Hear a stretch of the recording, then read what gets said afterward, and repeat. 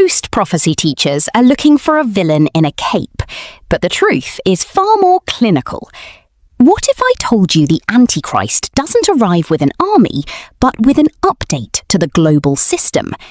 For generations, the complete picture has been hidden by silence, but the clues have always been sitting in plain sight, preserved in ancient ink and surgical prophetic language.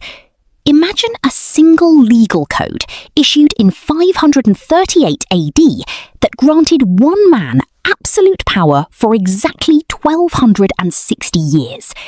That power was seemingly destroyed in 1798 when a general acting for Napoleon arrested the Pope, delivering what the Bible calls a deadly wound.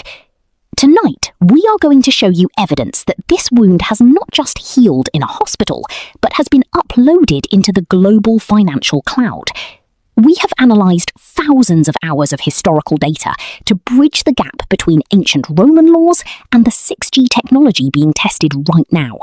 This isn't a history lesson, it is a reconnaissance mission into a future that is closer than you are willing to accept. The trail begins with a 6-word fingerprint buried in the book of Daniel. The people of the ruler who will come will destroy the city and the sanctuary.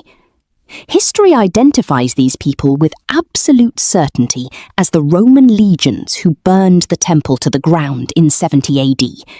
This means the Antichrist will not arrive as a foreign invader, but will emerge from the imperial and ethnic bloodline of the very empire that dismantled Jerusalem.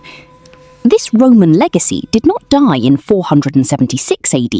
It fragmented, mutated, and rebranded. Today, we see a divided kingdom of iron mixed with clay, a coalition of nations waiting for a leader smooth enough to hold them together. This leader will not seize power through raw military force at first, but through charm, intrigue, and what the original Hebrew describes as a slippery, deceptive smoothness.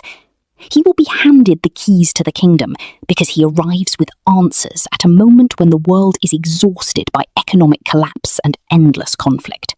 There is a terrifying difference between a man influenced by darkness and a man fully inhabited by it.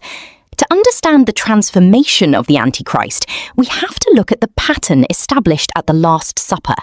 The Bible records that as soon as Judas took the bread, Satan entered into him, not as a whisper from a distance, but as a physical inhabiting of a human vessel. This is the Judas protocol. The Antichrist follows this exact sequence. He builds his coalition, distributes wealth, and speaks with flattery. But then comes the threshold. The moment he sets himself up in the temple and declares himself to be God, the dragon gives the beast his power, his throne, and his great authority. This is the bread moment, the singular, spiritually catastrophic event when a dangerous politician becomes the physical throne of Satan on earth. Some researchers even suggest this transformation could involve the darkest applications of modern science. There is a theory that the image of the beast might be a man-made clone, potentially using genetic material from the Shroud of Turin to emulate the physical likeness of Jesus and deceive the world. This clone would lack a human soul or spirit body, essentially acting as a biological golem that can be possessed by Satan without resistance.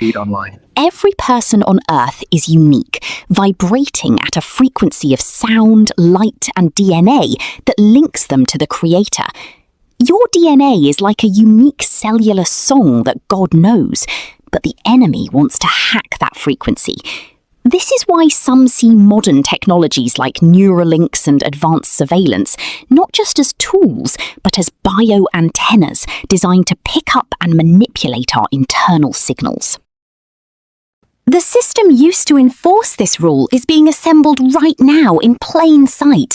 We are witnessing the transition to a cashless society where every human being is tracked through a global digital identity. In India, over 1 billion people already use the Aadhaar system, which links their bank accounts and iris scans to a single 12-digit number. Without it, you can't buy a phone or even access basic government food. This mimics the ancient Roman libelli, a document you had to carry to prove you had worshipped the gods before you were allowed to trade in the marketplace. Today, that same system is being digitized into central bank digital currencies, or CBDCs.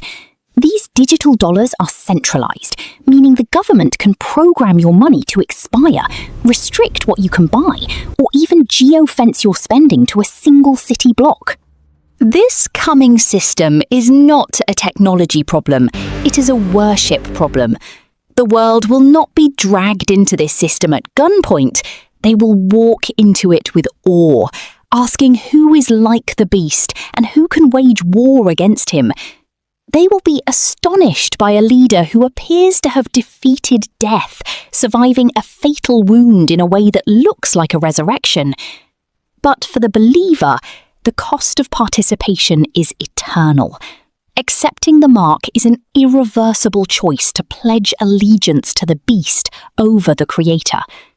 Refusing the mark means total economic exclusion, and for many, the very real threat of beheading. The Bible describes those who overcome this period as those who did not love their lives so much as to shrink from death.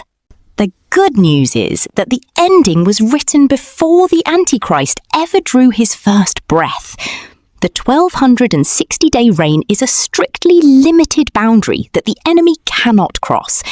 When the King of Kings returns, the beast will be captured and thrown alive into the lake of fire without a single word of negotiation. The system will collapse, and every person who held to the testimony of Jesus will be vindicated. But you cannot wait for the crisis to decide where you stand. Knowledge about prophecy is not the same as a living relationship with the one who already won. You must get into the Word daily, building your faith on the only rock that cannot be marked, tracked, or restricted. Stand firm, hold fast, and recognize the counterfeit before the system is finalized. The King is coming, and the choice you make today will echo for the rest of eternity. Thanks for watching another futuristic journey here at Tam BytZ. If you love what we do, make sure to like, comment, and share this video.